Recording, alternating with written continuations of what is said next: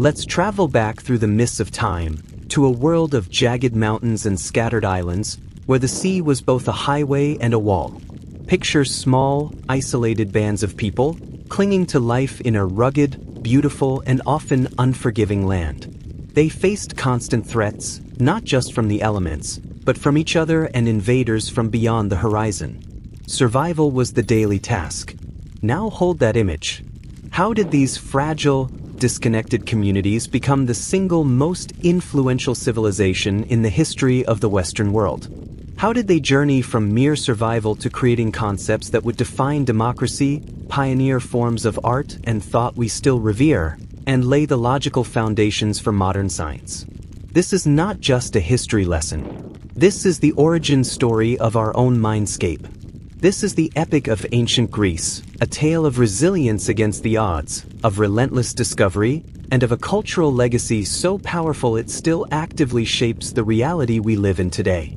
Did you know that the span of ancient Greek civilization stretches over more than a millennium? To put that in perspective, it lasted longer than the entire history of the United States, from its founding to the present day. We're about to walk through the pivotal turning points, the formidable leaders, and the defining conflicts that forged this civilization. From the first sparks of democratic rule to the vast cultural wave that followed a world conqueror. So, make yourself comfortable. If you find yourself captivated by these deep dives into our shared past, consider subscribing to the Sleepy Owl channel. More stories like this await. And as we journey together, I'm curious, let me know in the comments which era you're most eager to explore. The birth of a civilization is a mysterious process. While mighty empires were rising along the Nile and between the Tigris and Euphrates rivers, something equally profound, but utterly different, was beginning to stir in the rocky peninsulas and isles of the Aegean Sea. How does a collection of isolated villages, each focused on its own harvest and security, evolve into the recognized cradle of an entire cultural tradition? The answer lies in a unique and powerful convergence of geography, slow cultural exchange, and quiet innovation, a process that started to unfold around 2,000 years before the Common Era. The emergence of ancient Greece was not a sudden event, but a gradual awakening. It began with the initial settlement of the mainland and its surrounding islands. Small communities, built around agriculture, started to put down roots. They chose fertile valleys and protected coastal inlets, places that offered good soil for crops and access to the sea's bounty. These weren't grand cities. They were the essential groundwork, the first stable stones upon which everything else would eventually be built. As these communities slowly grew more established, they began to interact. Paths between valleys became trails. Boats began to travel between islands. With this interaction came an exchange of tools, of techniques, of stories. They also encountered neighboring cultures across the water. This gradual opening up led to the sharing of ideas and technologies, elements that would start to weave together a distinct Greek identity. Trade routes began to form, fragile threads connecting the mainland to the islands and to other peoples around the Mediterranean. This fostered not just economic growth, but a new diversity of thought and custom. One of the most critical factors in shaping this emerging society was the land itself. The Greek mainland is a place of dramatic mountains. These peaks created natural barriers, separating communities and encouraging them to develop independently. Yet, at the same time, the incredibly long coastline and the multitude of islands made these people natural mariners. This created a fascinating paradox: isolation that bred unique local character, combined with a connection to the sea that invited exploration and exchange. This tension between separation and connection would become a driving force in Greek political life, social structure, and cultural development. From these early, growing communities, shared cultural elements began to crystallize. A common language took hold, though it sprouted various regional dialects. This linguistic bond would later prove essential for spreading ideas and creating a shared literary heritage. Mythology, too, began to form a common tapestry. Stories of gods and heroes emerged, narratives that explained everything from thunderstorms to the origins of humanity. These myths were far more than entertainment. They were a framework for understanding the world, a way to transmit values and social rules from one generation to the next. Early social structures were simple but effective. Families grouped into clans, and clans into tribes. Leaders emerged, often those who demonstrated strength in battle or who seemed to carry the favor of the gods.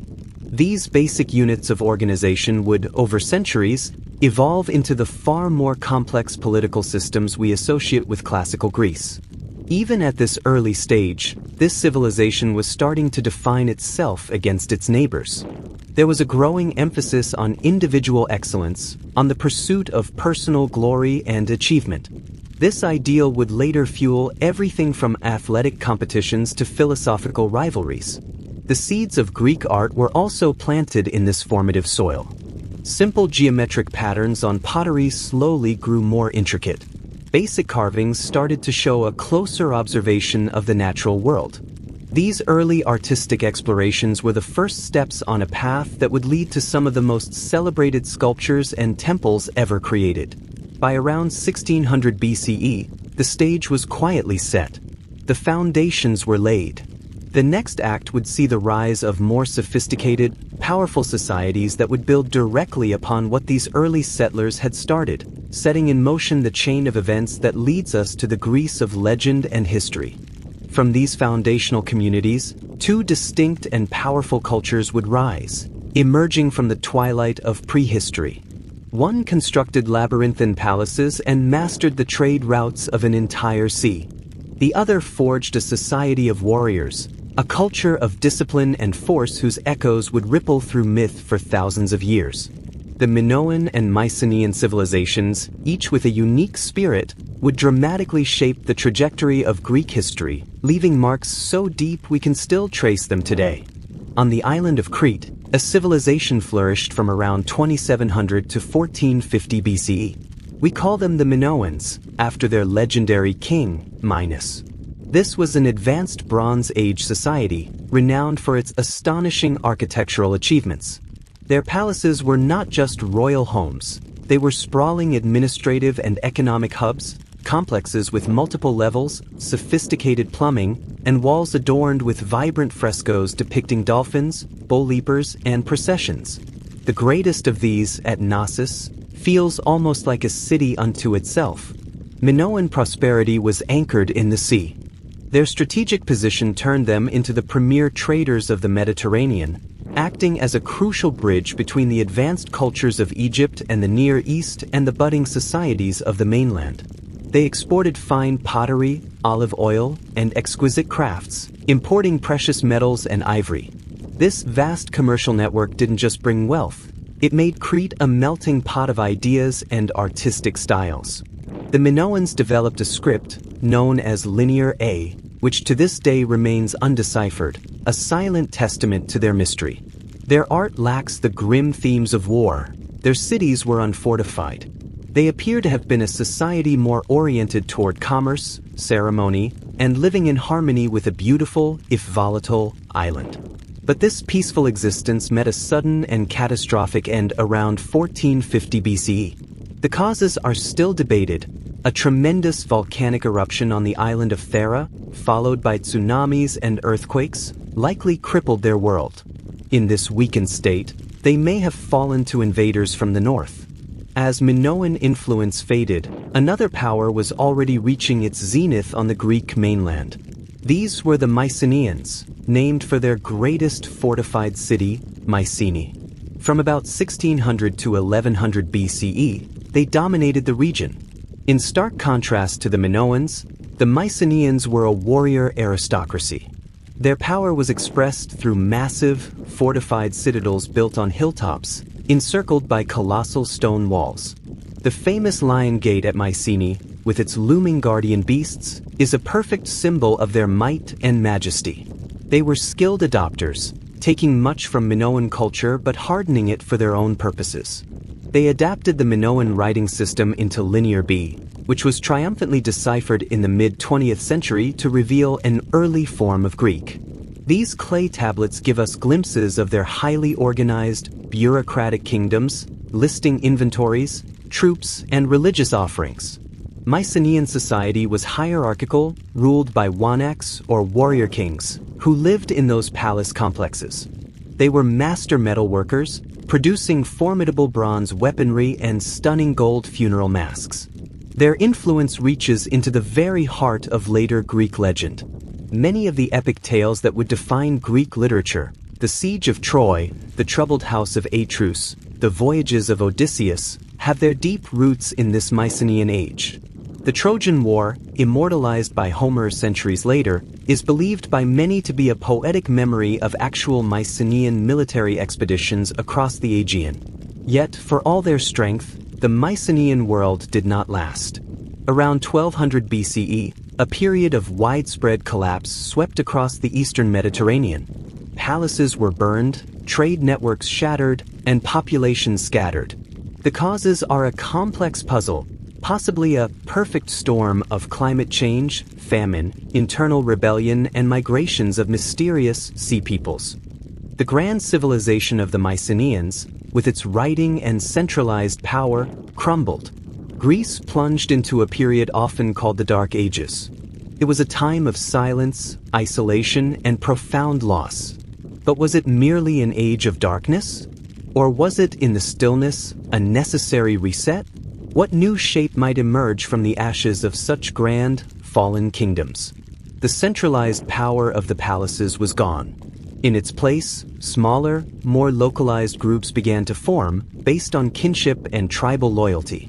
Leadership devolved to local chieftains and leading families. This radical decentralization of authority, born from collapse, would have consequences no one could yet foresee. It created the conditions for a political experiment unlike any the world had seen. During these quieter centuries, crucial innovations took hold.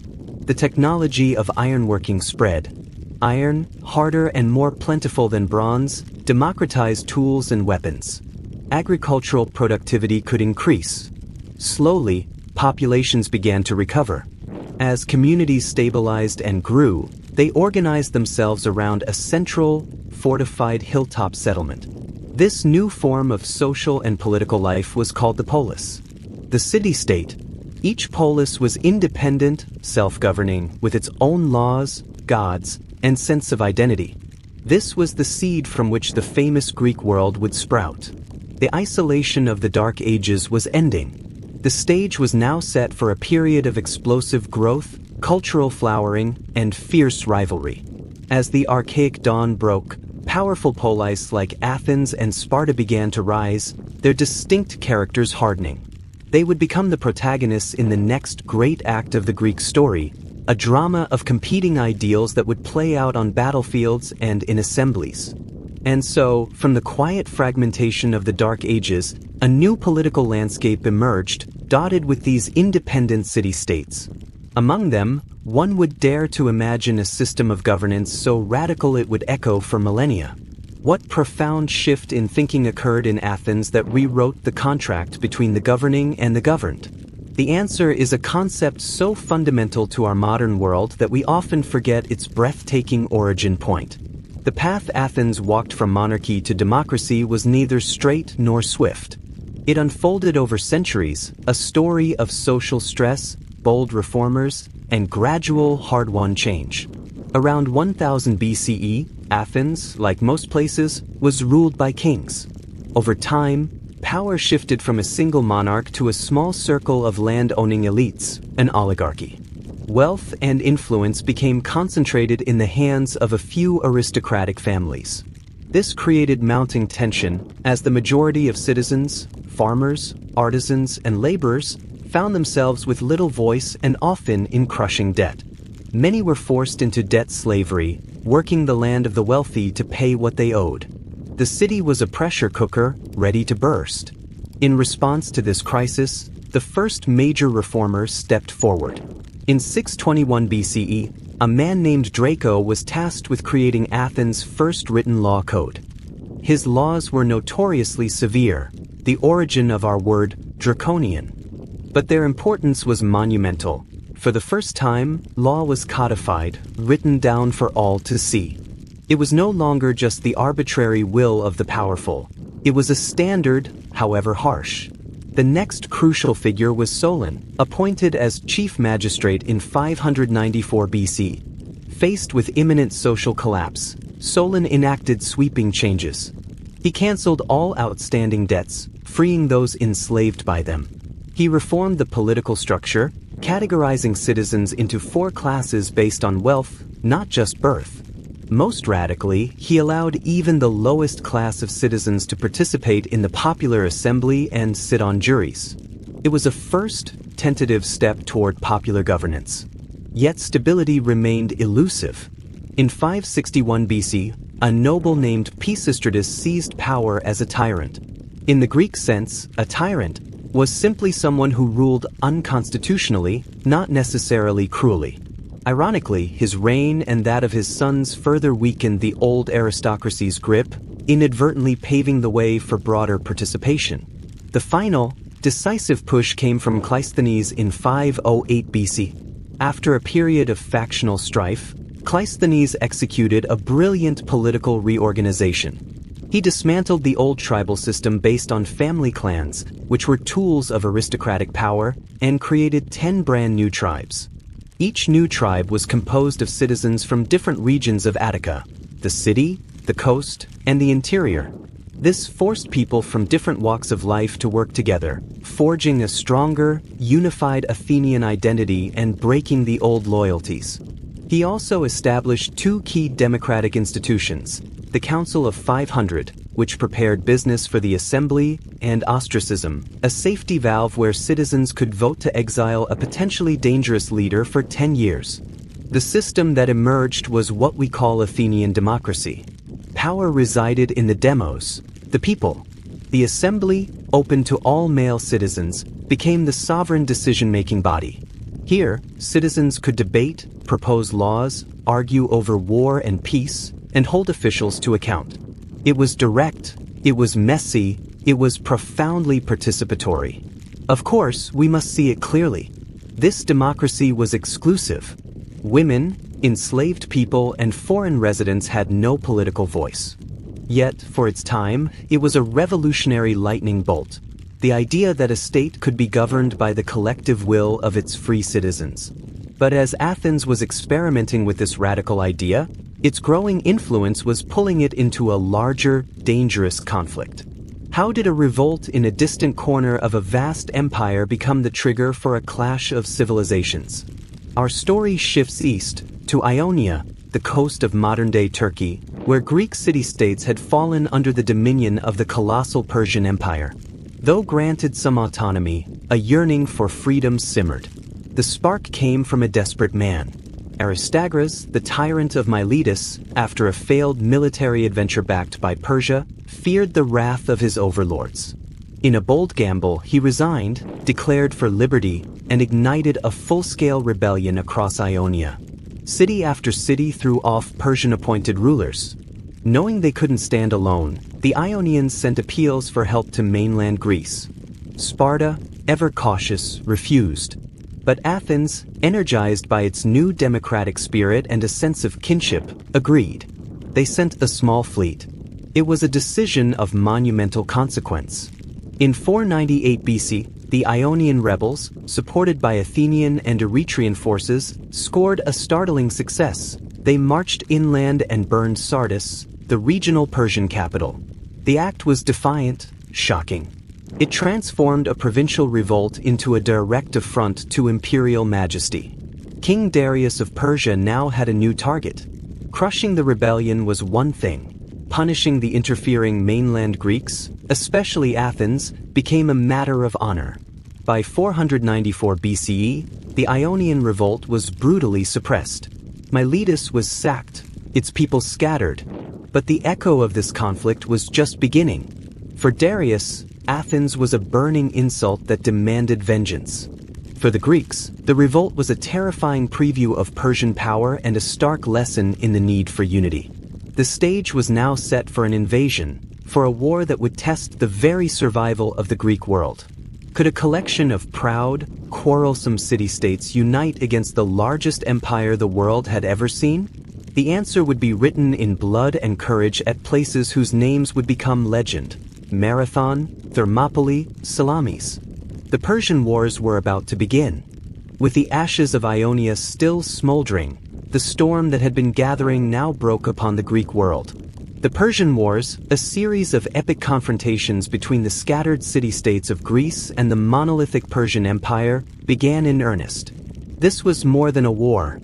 It was a clash of worlds, of ideologies, of ways of life.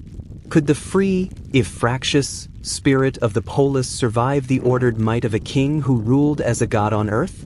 The first great test came in 490 BCE. King Darius, true to his vow for retribution, sent a massive amphibious force across the Aegean. Their target was Athens, the city that had dared to defy him. The Persian army landed on the plain of Marathon, a mere day's march from Athens itself. The situation seemed hopeless. The Athenians were outnumbered, perhaps 3-1. Panic gripped the city. Yet, in this moment of existential dread, the Athenian general Miltiades devised a bold plan. Instead of waiting to be besieged, the Athenian hoplite army marched out to meet the invaders. On that flat coastal plain, using superior discipline and the crushing weight of the phalanx formation, they achieved the impossible. They broke the Persian lines, sending the invaders reeling back to their ships in a stunning, decisive victory. The news was so urgent, a messenger named Phidippides was said to have run the entire distance from Marathon to Athens to gasp out the word Nike. Victory before collapsing. That run gave a name to the ultimate test of endurance. Marathon was a profound shock to the Persian psyche and an electrifying boost to Greek confidence. But it was only the first act. Darius's son, Xerxes I, ascended the throne burning with a desire to finish what his father started. He would not send an expedition, he would bring an overwhelming force. In 480 BC, he launched a full-scale invasion of staggering proportions. Ancient sources speak of an army so vast it drank rivers dry, a number modern scholars scale down but still acknowledge as colossal. A huge fleet supported this land force. It seemed like an irresistible tide. Faced with this unprecedented threat, the Greek city-states did something rare. They united. Under the leadership of Sparta and Athens, a Hellenic League was formed. The first defensive stand was made at a narrow coastal pass called Thermopylae. Here, a small Greek force led by the Spartan king Leonidas held the massive Persian army at bay for 3 days. Betrayed by a local showing a mountain path, the Greeks were surrounded. Leonidas and his 300 Spartans, along with their allies, chose to fight to the last man.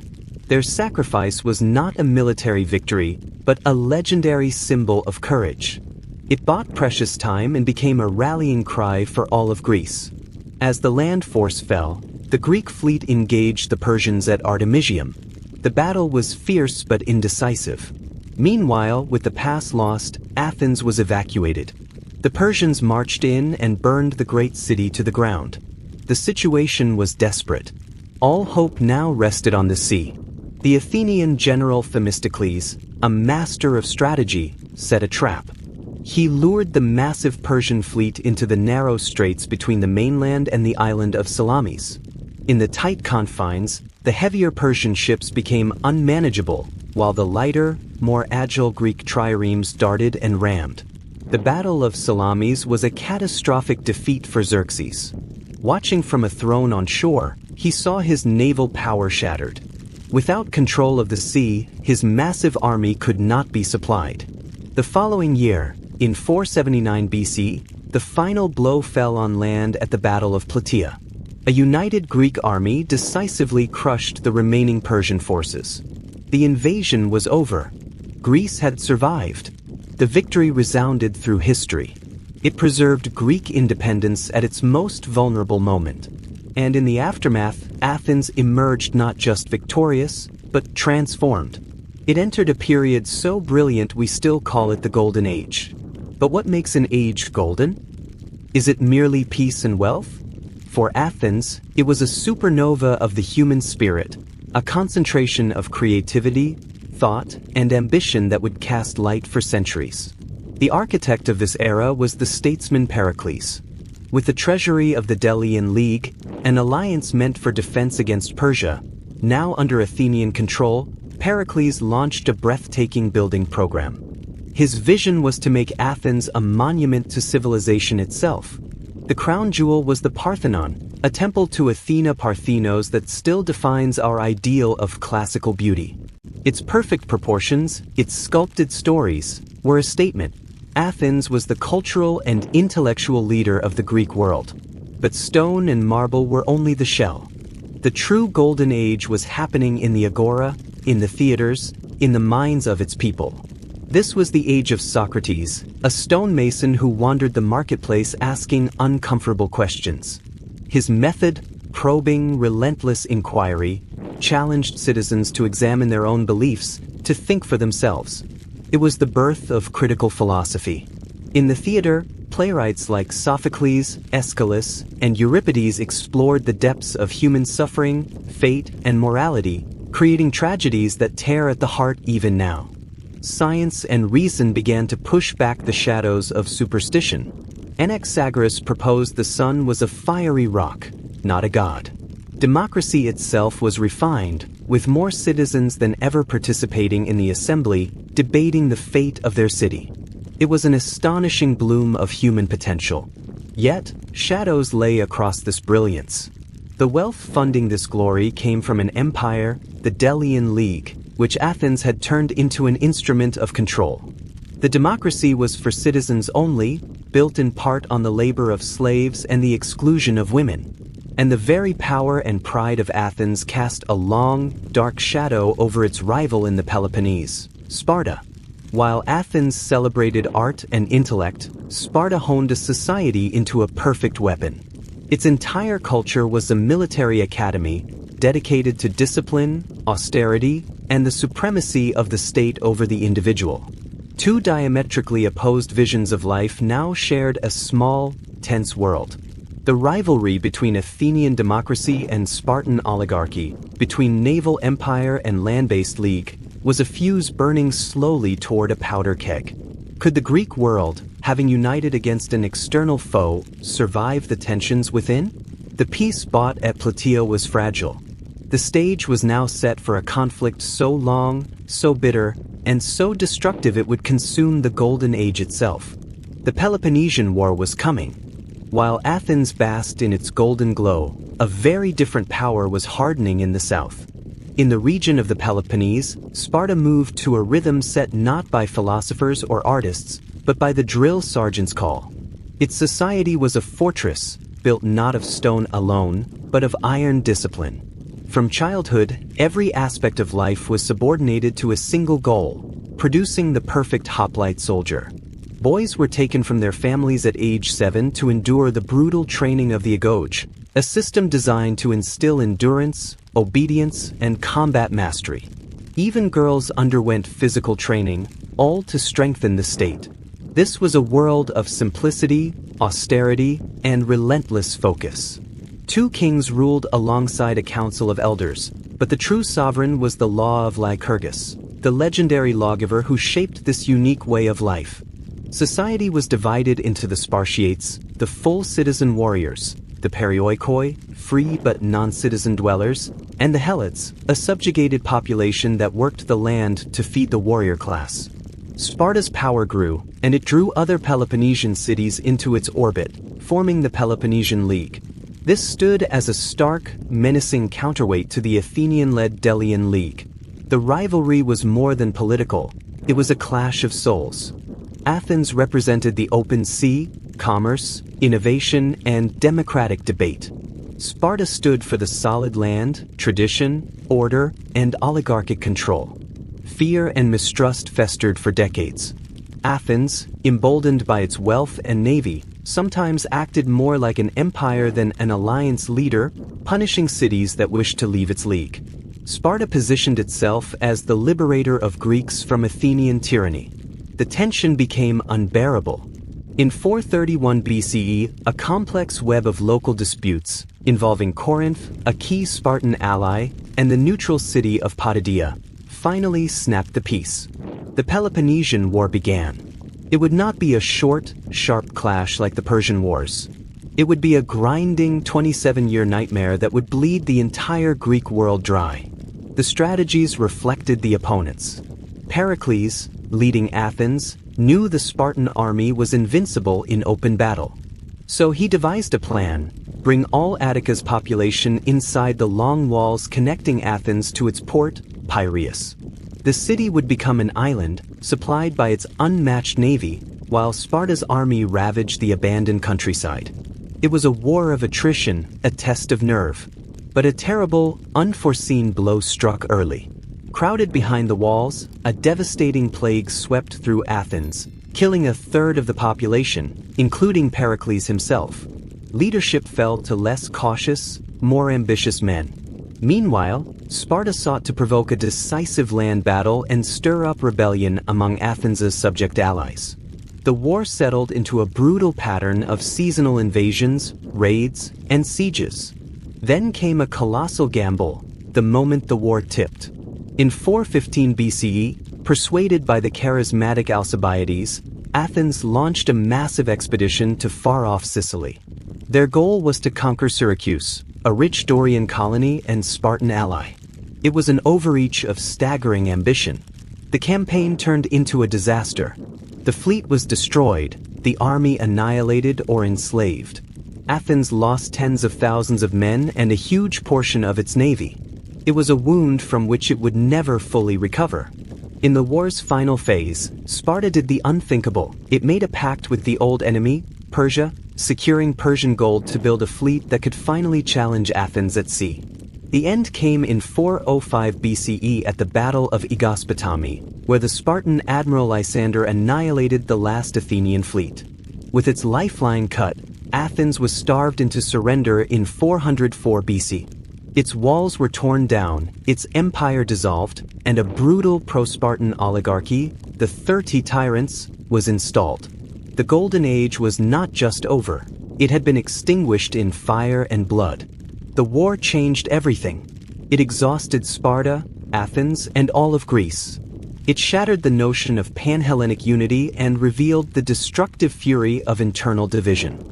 But from this wreckage, a new force would arise, not from the storied city-states, but from a kingdom on the northern fringe that the Greeks had long considered semi-barbaric, Macedon. Under the cunning King Philip II, Macedon transformed. Philip created a professional, innovative army centered on the sarissa, a pike so long it made the traditional phalanx obsolete. Through diplomacy, bribery, and sheer military genius, he brought the weakened Greek states to heel, defeating a combined Athenian-Theban army at Kyrenia in 338 BC. For the first time, mainland Greece was under the control of a single monarch. Philip's dream was to lead a united Greece against Persia. But before he could, he was assassinated. The throne passed to his 20-year-old son, Alexander. Tutored in his youth by none other than Aristotle, Alexander combined a brilliant tactical mind with a boundless hunger for glory and a deep appreciation for Greek culture. He quickly crushed revolts in Greece, then turned east to fulfill his father's plan. What followed was a campaign of conquest so swift and vast it defies belief. He crossed into Asia Minor and crushed the Persian satraps at the Granicus River. He defeated the Persian king Darius III himself at Issus. He marched into Egypt, where he was proclaimed a pharaoh. He turned back east, met Darius's final, massive army at Gaugamela, and shattered it. He marched to the ends of the known world, into Bactria and across the Hindu Kush, finally reaching the Indus River before his weary troops refused to go further. In just over a decade, he had toppled the Persian Empire and created a realm stretching from Greece to India. But Alexander sought more than just an empire, he sought a fusion. He encouraged his men to marry Persian women, adopted some Eastern customs, and founded dozens of cities, many named Alexandria, as permanent outposts of Greek culture. He was spreading a new world order. What would this vast, interconnected world look like after he was gone? Could this fragile fusion of cultures hold? The answers would come sooner than anyone expected, for the young conqueror's own story was rushing toward its mysterious, untimely end. Alexander the Great died in Babylon in 323 BCE, at the height of his power and ambition. He left behind a newborn son and a half-brother of questionable ability, but no clear, adult heir to govern a realm that spanned continents. Into this vacuum surged his top generals, the Dedikai, the successors. What followed was not a smooth transition, but a 40-year hurricane of war, betrayal, and shifting alliances as these formidable men fought to carve out their own kingdoms from the carcass of Alexander's empire. The dream of a unified world state died with its creator. The first war among the successors erupted almost immediately, a tangled conflict that set the pattern for decades to come. It was a brutal game of thrones played on a map that stretched from the Aegean to the Indus. When the dust finally began to settle, three major Hellenistic kingdoms had emerged, each with its own character and destiny. In Egypt, Ptolemy, one of Alexander's most trusted companions, secured the richest prize. He founded the Ptolemaic dynasty, ruling from the magnificent new city of Alexandria. The Ptolemies presented themselves as pharaohs to their Egyptian subjects while fostering a vibrant center of Greek learning. Their greatest achievement was the Library of Alexandria, a beacon of knowledge intended to house all the world's wisdom. To the east, Seleucus secured the largest territorial share, the Seleucid Empire, a sprawling domain from Anatolia to the borders of India. Governing this mosaic of cultures was his dynasty's immense challenge, requiring a constant balance between Greek administration and local traditions. Meanwhile, in Macedonia and parts of Greece, the Antigonid dynasty took root, founded by the tenacious Antigonus the One-Eyed. Theirs was a constant struggle to maintain control over the fiercely independent and still restless Greek city-states. This was the Hellenistic world, not a single empire, but a constellation of rival kingdoms, all infused with Greek culture yet deeply influenced by the ancient civilizations they now ruled. It was an age of astonishing cultural fusion. Greek became the common language of government, trade, and literature from the Nile to the Oxus River. In cities like Antioch, Pergamon, and of course Alexandria, Greek-style theaters, gymnasiums, and temples arose beside older, local monuments. A new artistic style emerged, the Hellenistic, favoring dramatic movement, emotional realism, and complex subjects over the serene idealism of the classical age. Think of the tortured Laocoon or the majestic wing victory of Samothrace, art charged with passion and energy. This was also an age of profound intellectual and scientific flourishing. The patronage of Hellenistic kings, especially the Ptolemies, funded unprecedented research.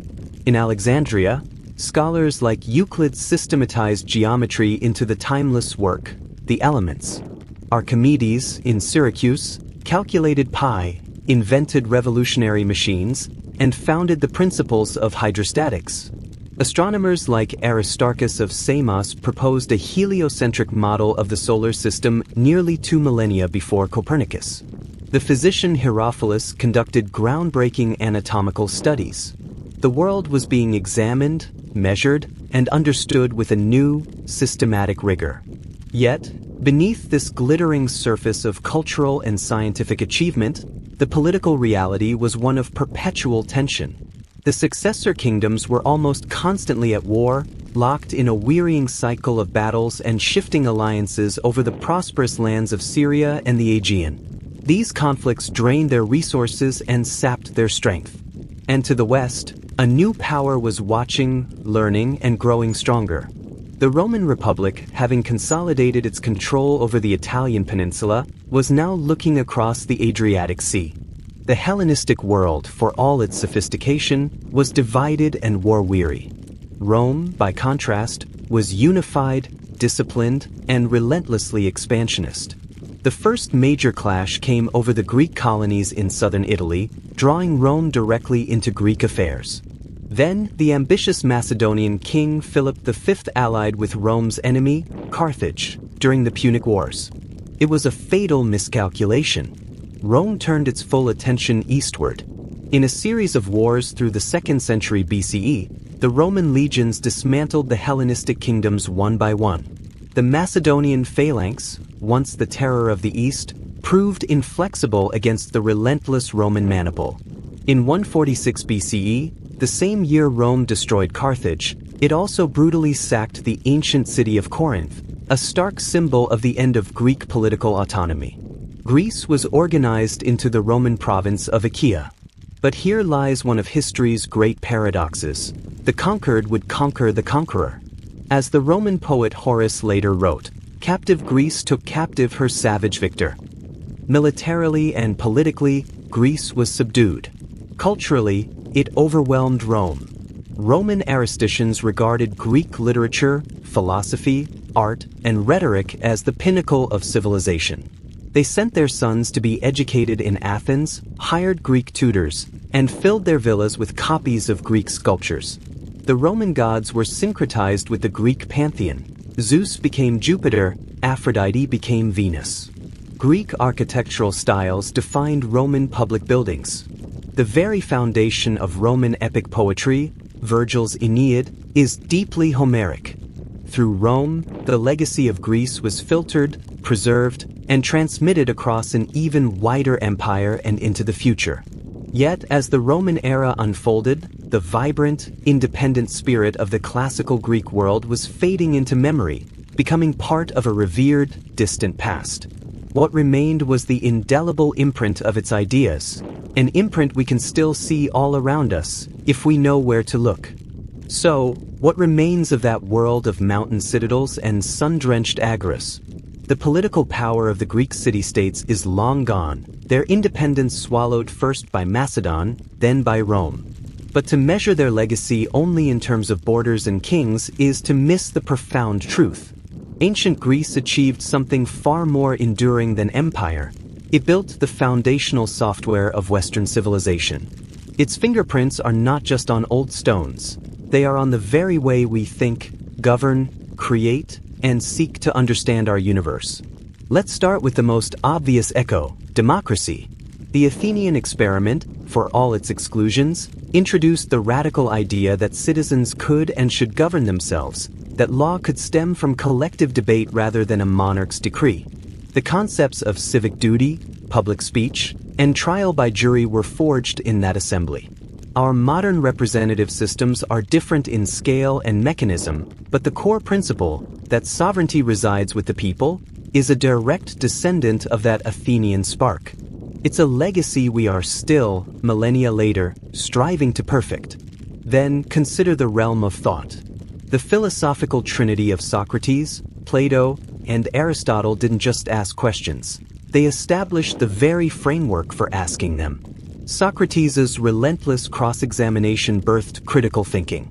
Plato's theory of forms and his exploration of justice and the ideal state shaped metaphysics and political theory for centuries. Aristotle's systematic investigations laid the groundwork for logic, biology, ethics, and physics.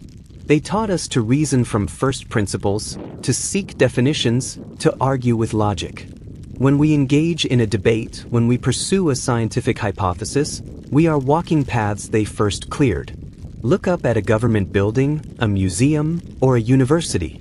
Those columns, pediments, and harmonious proportions are the language of Greek architecture.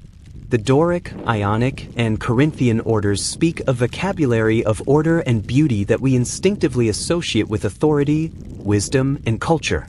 In art, the Greek pursuit of idealized human form, of balance and naturalism, reset the standard. Even when art moved beyond it, that classical ideal remained the benchmark. Our very idea of aesthetic classicism is a Greek invention. The stories they told still shape our narratives. Homer's epics gave us the archetypal hero's journey, the tragedy of Achilles' rage, the cunning resilience of Odysseus. Greek drama invented tragedy and comedy as we know them. The plays of Sophocles and Euripides explored psychological depth and moral complexity that feels startlingly modern. They gave us the concept of the tragic flaw, of catharsis, the emotional purge we still seek in powerful stories today. Our blockbuster films and prestige television are still drawing from this deep well of dramatic structure and human conflict. In science and mathematics, the Greek shift from myth to reason was revolutionary. They moved from explaining the world through gods to explaining it through observation and logic. Pythagoras' theorem is a practical cornerstone of geometry. Euclid's Elements was the essential textbook for over 2,000 years. Aristarchus's heliocentric guess, Eratosthenes' astonishingly accurate calculation of the Earth's circumference, Archimedes' principles of leverage and buoyancy, these were flashes of brilliance in a new way of seeing. The Hippocratic approach to medicine, seeking natural causes for disease and emphasizing professional ethics, is the direct ancestor of modern medical practice. The oath that bears his name is still pledged. Our language is riddled with Greek. From philosophy, love of wisdom, and democracy, power of the people, to physics, theater, chaos, and cosmos, the terms we use to describe fundamental concepts are often Greek gifts.